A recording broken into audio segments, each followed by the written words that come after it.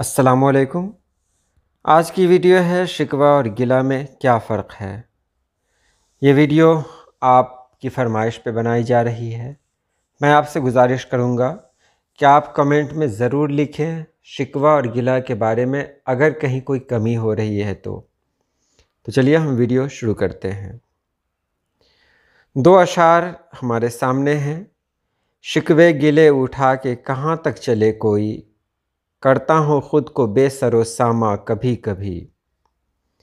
दूसरा शेर है, शिकवे मेरे भी सुन कभी अपने गिले भी देख, देख अपना अख्तियार ज़रा और मुझे भी देख। इन दोनों अशार में शिकवे और गिले का इस्तेमाल किया गया है। उर्दू शायरी में ये लफ्ज़ आम है, बहुत सारे शुरा इसको इस्तेमाल कर चुके हैं और अलग अलग तरीक़े से आज भी इसका इस्तेमाल हो रहा है। तो पहले बात करते हैं शिकवा क्या है। तो शिकवा जो लफ्ज़ है इसी से शिकायत बनती है। जब किसी से हम कोई उम्मीद लगा लेते हैं, जब किसी पर बहुत ज़्यादा यकीन हो जाता है, तो वो उम्मीदें टूटती हैं या वो यकीन टूटता है तो दिल भी टूट जाता है।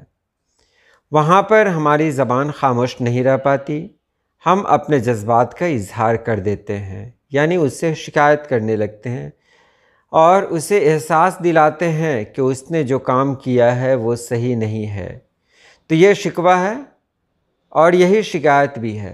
शिकवा कहते हैं जिसमें शिकायत हो, यानी जिसमें ज़बान का इस्तेमाल किया गया हो, जिसमें बोला गया हो, जिसमें अपने जज्बात का इजहार बोल कर किया गया हो, उसको शिकवा कहते हैं। उसके बाद अगला लफ्ज़ है गिला।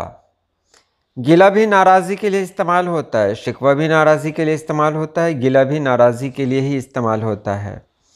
इसमें सिर्फ़ इंसान का रवैया बदलता है, वो ज़बान से इजहार नहीं करता। यानी अगर किसी को किसी से गिला हो तो वो बोलता नहीं है, उससे बोलना छोड़ देता है वो, और फिर वो सिर्फ़ अपने अंदाज़ से, अपने तौर तरीक़े से ये ज़ाहिर करता है कि वो बहुत नाराज़ है। देहाती लोग आम तौर पर इसे मुँह फुलाना भी कहते हैं, यानी कोई शिकवा नहीं किया, कोई शिकायत नहीं की, बस बात करना बंद कर दिया या उसका अंदाज़ बदल गया, तो ये गिला हुआ। दोनों लफ्ज़ एक साथ आते हैं, दोनों अल्फाज एक साथ आते हैं, और जब एक साथ आते हैं तो वहाँ पर क्या होता है, ज़ाहिर सी बात है शिकवा में भी नाराज़ी है और गिला में भी नाराज़ी है, इसलिए दोनों का इस्तेमाल एक साथ ही करते हैं। शिकवा में इंसान कुछ बोल देता है, गिला में इंसान कुछ नहीं बोलता। तो उम्मीद है आपने समझ लिया होगा। आज के लिए इतना ही। अल्लाह पाक आप सभी लोगों को खुश रखे, आबाद रखे। अल्लाह हाफिज़।